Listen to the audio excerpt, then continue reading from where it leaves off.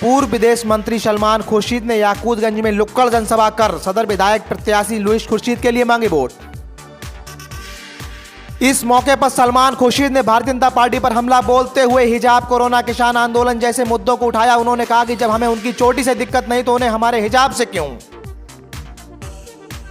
सलमान खुर्शीद ने शायरी अंदाज में याकूतगंज की आवाम से कहा कि अब हमें अपने ही देश में अपनी पहचान करानी होगी।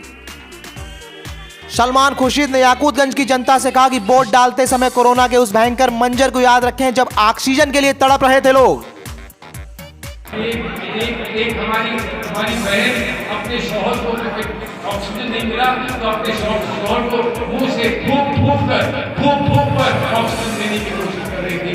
और वो एक अस्पताल के का जो बाहर गाड़ी खड़ी करने की जगह होती है, कार पार्क होता है, उसी कार पार्क पर चलिए आप जिंदा जीते जी आप हमारी हिफाजत नहीं कर पाए, आप हमारी खिदमत जीते जी नहीं कर पाए। और मरने के बाद भी आपने इतना नहीं सोचा कि लाशें बहाई जा रही है गंगा में, जिसको आप माँ कहते हो, जिसका हम इकरार करते हैं कि वो आपकी माँ है, हमारी माँ है, उसकी गोद में जाकर आपने लाशें बहा दी सिर्फ इसलिए कि आप इंतजाम नहीं कर सकते थे, चाहे वो लाश संस्कार का हो चाहे वो दफनाने का हो, आप उसको इंतजाम नहीं, इसका इंतजाम करने के लिए तैयार नहीं थे। और तब कहते हैं दुनिया के सामने कि दुनिया में सबसे अच्छा इंतजाम कोरोना से लड़ने का होता है। इसीलिए मुझे याद आया शायद मैं क्या कहा है कि गुलिस्तान को लहू की जरूरत पड़ी, गुलिस्तान को लहू की जरूरत पड़ी, सबसे पहले ही गर्दन हमारी, सबसे पहले ही गर्दन हमारी करके हम याद करें हवलदार अब्दुल हमीद को शहादत। गुलिस्तान को लहू की जरूरत पड़ी, सबसे पहले ही गर्दन हमारी कटी, फिर भी कहते हैं उससे लेते हैं चमन हमारा है। अब यही साबित करना होगा कि हमने चमन राष्ट्र है, हमने भी यहाँ फूल लगाए हैं, हमने भी यहाँ पौधे लगाए हैं, हमें भी इस चमन से इश्क है, हमें भी चमन से ताल्लुक है। और हमसे कहा जाए कि ये चमन तो हमारा नहीं, ये चमन हमारा नहीं, तो सुन लो, फिर सुन लो जालिमों अपनी किस्मत पर नादा न हो, जालिमों अपनी किस्मत पर नादा न हो। दौर बदलेगा ये वक्त की बात है, और बदलेगा ये वक्त की बात है।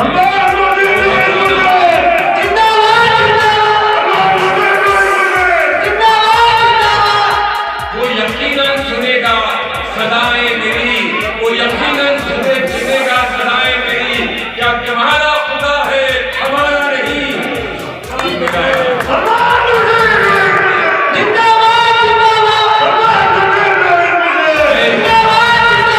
मेरे अल्फाज नहीं लेकिन मेरे जज्बात की तर्जुमानी करता है, और इसलिए मैंने इसको पढ़ के आपको सुनाया है।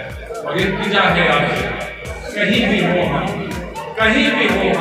हमें ये फैसला करना होगा कि इस मुल्क को अपने लिए, अपने भाई के लिए, अपने पड़ोसी के लिए, अपने अहबाब के लिए इस मुल्क को हमको बचाना है। इस मुल्क को उस रास्ते नहीं जाने देना, इस रास्ते में जाने की कोशिश की। जिस तरह से इल्जाम लगाए जाते हैं, झूठे इल्जाम लगाए जाते हैं, जिस तरह से पुलिस से डराया जाता है, जिस तरह से CBI और ED से डराया जाता है और कहा जाता है कि बोलो तुम जय श्री राम, लेकिन हमारे साथ करने के काम नहीं। हम ये कहते हैं, हमारे शायर ये कहते हैं, अल्लामा इकबाल ये कहते हैं कि भगवान राम को इमाम हिंद थे, और इस बात को हिंदुस्तान के मुसलमानों ने कहा। हमें कहाँ शिकायत हो सकती है कि हमारे साथी, हमारे बिरादरान वतन अपने मजहब पर मजबूती से खड़े रहे। हमें कहाँ शिकायत हो सकती है? हम कहाँ कहते हैं कि गुंजाइश नहीं है इस मुल्क में, गुंजाइश है पीपल के पेड़ और एक नीम के पेड़ की गुंजाइश नहीं है। हम कहाँ कहते हैं कि यहाँ शमशान और कब्रिस्तान की लड़ाई होनी चाहिए। शमशान और कब्रिस्तान में जाता है, बन जाता है, मट्टी बन जाता है, जमीन में फूल मिल जाता है, वहाँ लड़ाई है, इस बात की लड़ाई है। तब भी कहते हैं कि 80 और 20 की लड़ाई, तब भी कहते हैं 80 और 20 की लड़ाई। कल मैंने एक नारा सुना जो राम को लाए हैं, जो राम को लाए हैं, हम भी उनको लाएंगे। बड़ा अजीब लगा, मुझे बड़ा अजीब लगा। मैंने थोड़ी सी रिसर्च करी है भगवान राम। एक इंसान की इतनी हिम्मत और कुदरत कि वो कहता है कि जो राम को लाए, अरे राम तुमको लाए हैं और तुम कह रहे हो तो राम को लाए हैं।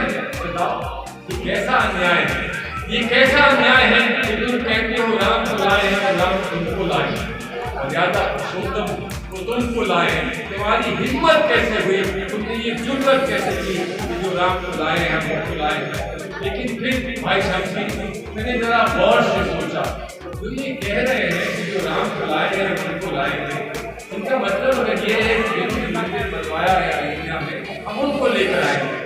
तो मैंने कहा कि मंदिर बनवाने वाले जो सुप्रीम कोर्ट के 5 जज हैं, उन्होंने फैसला दिया है इसलिए मंदिर बनवा, और वो 5 जजों में एक जज मुसलमान है कर्नाटक से। हिंदू और मुसलमानों ने मिलकर यह फैसला किया और कहा कि यहाँ मंदिर बने। लेकिन ये भूल गए कि जिसने ये कहा कि यहाँ मंदिर बने, उसने ये भी कहा कि पड़ोस में कहीं पर एक मस्जिद भी बने। ये हिंदुस्तान की तहजीब, ये तवज्जुह हमारे मुल्क का, हमारे सुप्रीम कोर्ट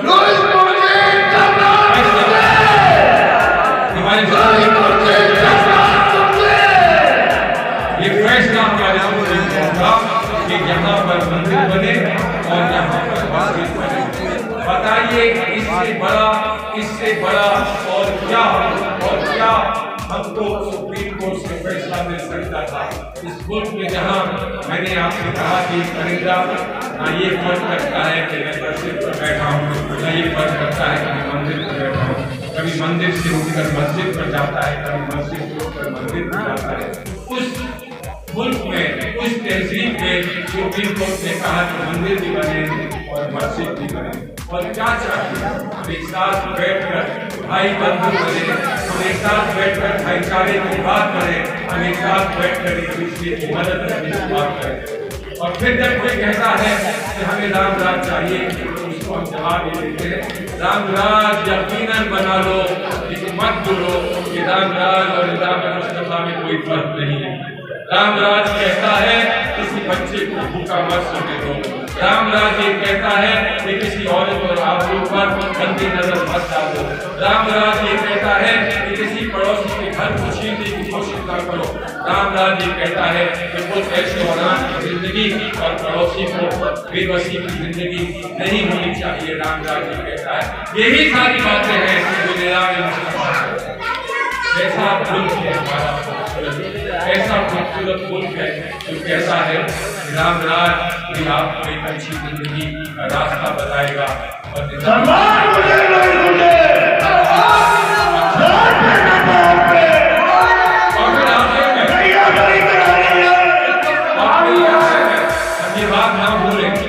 ये बात ना भूलें कि हम लोग सब गंगा के किनारे रहने वाले लोग। गंगा देखिए कितना नगरिया का मेला चल रहा है, चले जाइए देखिए, हजारों लोग सुबह गंगा में स्नान करते हैं, वही पानी ले जाते हैं, जल अभिषेक करते हैं, वही पानी जिसको पवित्र मानते हैं। और वुजू मर्तबात लोग इस पानी से गंगा के ही पानी से वुजू करते हैं, बात हो जाता है, नमाज पढ़ते हैं। गंगा ने कभी आपसे कहा होगा कि ये पानी तुम्हारे लिए नहीं है, ये हिंदुओं के लिए है। अगर ऐसा कहा होता गंगा ने तो फिर बात और, लेकिन गंगा ने कभी ऐसा कहा नहीं। आपको खेत सींचने के लिए उसका पानी आया तो आपने पूछा नहीं ये हिंदू सारे को मुसलमान का खेत है, पूछा नहीं। और उस खेत से उगी हुई बालियां, उसमें हिंदू मुसलमान नहीं लिखा होगा, अरे गेहूं पर हिंदू मुसलमान नहीं लिखा होता। और उसका जब अनाज का जब पिस कर जब बन जाता है आटा, और उस आटे को खाकर रोटियां बनाकर खाकर आपकी रगों में खून पहुंचता है, तो उस खून में भी हिंदुस्तान की जब आ सकती है, हिंदू मुसलमान नहीं। क्योंकि वो खून आपस में एक दूसरे की जान बचाता है, गिरता है, चाहे वो हिंदू का हो चाहे मुसलमान का। जब कुर्बानी में बर्फीली चट्टानों पर गिरता है तो दोनों ही खून मिल जाते हैं और देशवासियों को देखता है। यही अपनी तकलीफ की गाथा है, यही अपनी तकलीफ की कहानी है। और इस कहानी को बरकरार रखने के लिए, इस बलिदान को, इस कुर्बानी को बरकरार रखने के लिए हमें एक ऐसा हिंदुस्तान बनाना है जिसमें कोई फर्क ना हो कि हिंदू और मुसलमान में, सिख और ईसाई में। इसके लिए कुर्बानी हम वैसे ही दे सकते हैं जैसे कुर्बानी हमने दी थी कभी हिंदुस्तान की आज़ादी के लिए। यही आज़ादी की लड़ाई है। ये आज़ादी की लड़ाई से कम लड़ाई नहीं है, ये आज़ादी की लड़ाई से कम लड़ाई नहीं है। ये भी लड़ाई, ये भी आस्था और ईमान की लड़ाई है। पिछले देश से लोग कहते थे मंदिर मस्जिद का झगड़ा आस्था और ईमान का झगड़ा है। हम आज कहते हैं कि हिंदुस्तान के आईन को मुबारकबाद हम दें इस बात की कि हिंदुस्तान में अगर सियासी जंग है कोई तो वो सियासी जंग आस्था और ईमान की है। और आस्था और ईमान में फर्क नहीं, आस्था और ईमान एक ही चीज है, लेकिन लोग अलग अलग पक्ष आस्था और ईमान को बना देते हैं। हम उसको नकार दें और कहें कि आस्था और ईमान में फर्क नहीं हो सकता। हमारी आस्था और हमारा ईमान है हिंदुस्तान के आईन को बरकरार रखें। हमारा आस्था और ईमान है कि हिंदुस्तान के आईन को अपनी जिंदगी का एक मकसद बना लें। इसीलिए शाहीन बाग में औरतें बैठी रात में अंधेरे में, जब वहाँ ठंड होती थी, वहाँ गर्मी होती थी, एक ही बात कहती थी कि हमारे संविधान का क्रियान्वयन क्या कहता है। हमारे संविधान का क्रियान्वयन कहता है कि हम सब एक हैं, और कहता है कि हम सब, और हुकूमत सबको एक नजर से देखती है, हुकूमत सबको बराबर समझती है, हम सबके। सलमान खुर्शीद ने शाहीन बाग का जिक्र करते हुए कहा कि संविधान में हम सब एक हैं। Bhaskar news bureau report, Farrukhabad. Bhaskar news.